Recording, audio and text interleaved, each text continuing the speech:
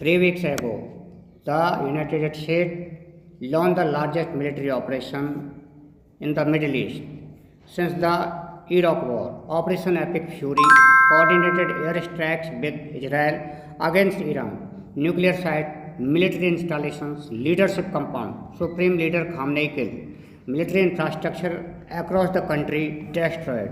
Iran's response was to do the one thing Washington couldn't prevent: close Strait of Hormuz. 15 million barrels of crude stranded in the Persian Gulf. Oil spiking toward $120. Mines laid across the world's most critical shipping lane. Ships attacked, crews killed, and then Donald Trump did something no American president has ever done. From a position of supposed strength, he went on social media and begged his allies to send warships, not asked, not coordinated through NATO channel, begged on Truth Social. The response from America's closest allies, the nations that fought beside the United States in every conflict since World War II, was devastating in its unanimity. Australia said no, Germany said no, Japan said not yet, France hesitated, Poland refused, the UK, the special relationship, the nation that stood with America at Normandy and in Afghanistan and Iraq, offered mine hunting drones and said it would not be drawn in 72 hours. Every major ally, every front, the same answer. And then Trump posted again, this time saying he never needed them in the first place. In 72 hours, the most powerful nation on earth launched a war, begged for help, got rejected by every ally it had, and then pretended it had never asked. That sequence is the story of American alliance credibility in March 2026. It didn't happen by accident. It was brick by brick, insult by insult, tariff by tariff, and the architect of the collapse is the same person, same man now, wondering why nobody answers the phone.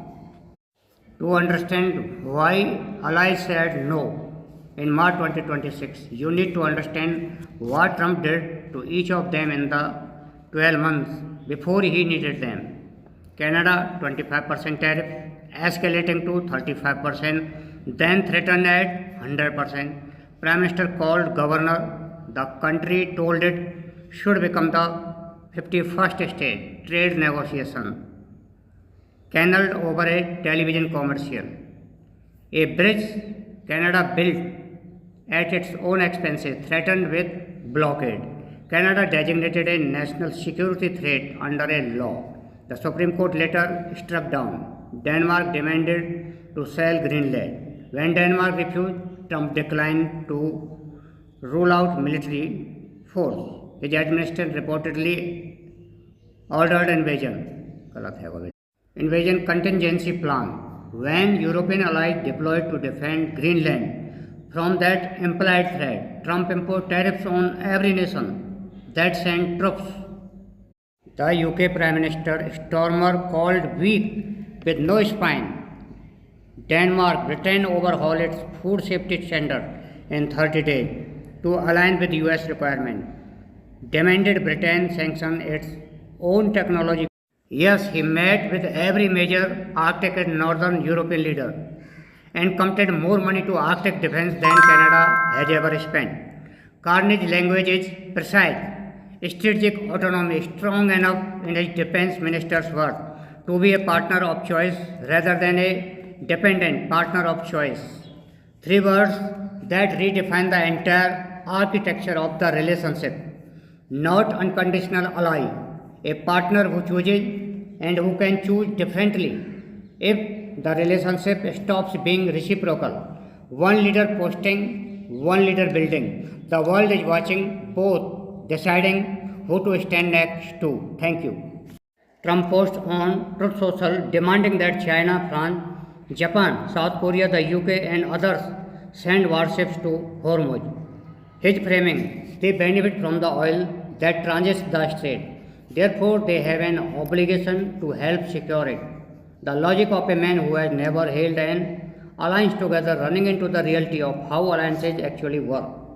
Hours later, a follow-up post: countries that receive oil through Hormuz need to step up and provide naval escorts. The implication being that failure to do so makes them free riders, a characterization that landed particularly badly in capitals that had just been tariffed, insulted, or threatened with annexation. Sunday morning 16, Bloomberg report the response ranges from caution to ambivalence, if not outright rejection. Australia and several European nations reject the request directly, not conditionally, directly. Monday, March 17, German Defense Minister: no military participation. Japan cites constitutional constraint. France hesitates. The UK signals mine hunting. Drones well short of the naval escort. Trump asked for. Tuesday, March 18th, Trump reverses course entirely. He reports we no longer need or desire the NATO countries' assistance. We never need, likewise Japan, Australia or South Korea. Saturday, please send ships. Tuesday, we never needed you anyway.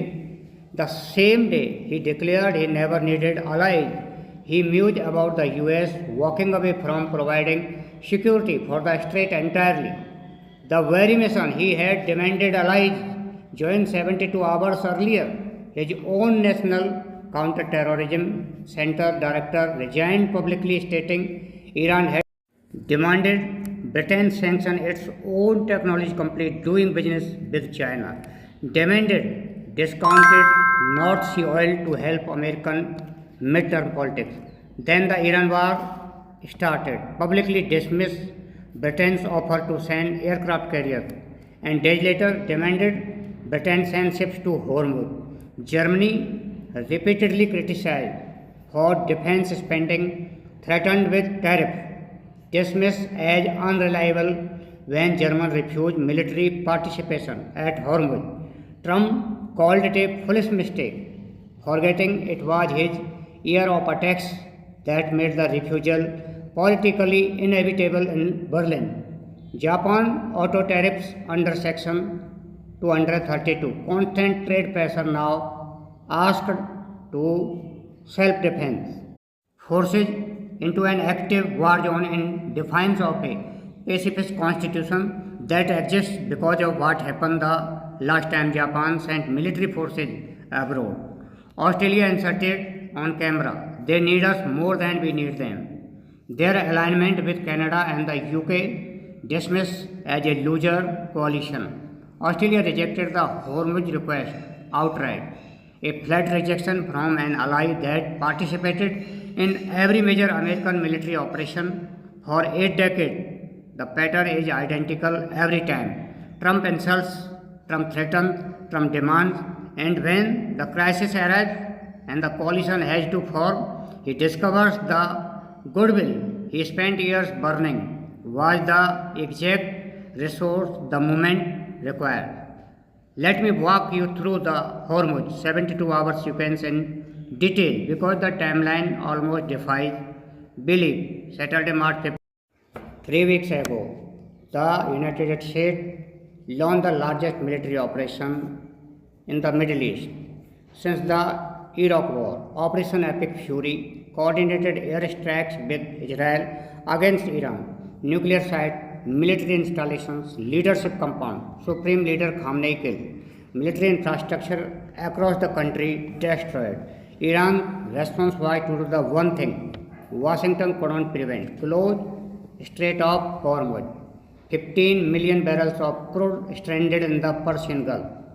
Oil spiking toward $120. Mines laid across the world's most critical shipping lane. Ships attacked, crews killed, and then Donald Trump did something no American president has ever done. From a position of supposed strength, he went on social media and begged his allies to send warships, not asked, not coordinated through NATO channel, begged on Truth Social. The response from America's closest allies, the nations that fought beside the United States in every conflict since World War II was devastating in its unanimity. Australia said no, Germany said no, Japan said not yet, France hesitated, Poland refused, the UK, the special relationship, the nation that stood with America at Normandy and in Afghanistan and Iraq, offered mine hunting grounds and said it would not be drawn in 72 hours. Every major ally, every front, the same answer. And then Trump posted again, this time saying he never needed them in the first place. In 72 hours, the most powerful